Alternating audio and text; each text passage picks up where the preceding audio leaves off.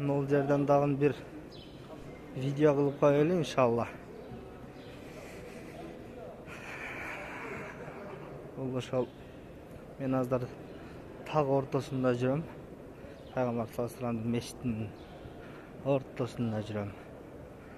Азыр biraz батырақ басып, видеоның уақыты түгейлекте Пайғамбар саламның күмбезін көрсетем. Бұл жер ортасына дағын мұндай зонтиктері бар, бұлар дағын ашылады. Бұрын Осман империясының уақытында бұл жерлерде құм шағал эле болған, анан дааратканалары ушундай болған.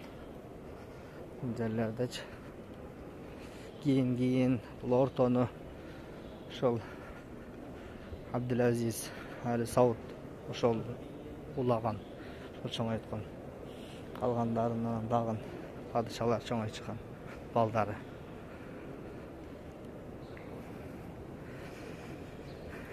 Мына эр көрүнүп аткан болсо, аны жашыл күмбөз Пайгамбар саллаллаху алейхи вассаламдын ошол жаткан жери, ошонун астында Пайгамбар салламдын сөөгү бар. Саллаллаху алейхи ва расулаллах. Аллахумма салли ва саллим аля набийина Мухаммад. Салам алейка я Расулаллах, салам алейка я Абу Бакр, салам алейка я Умар.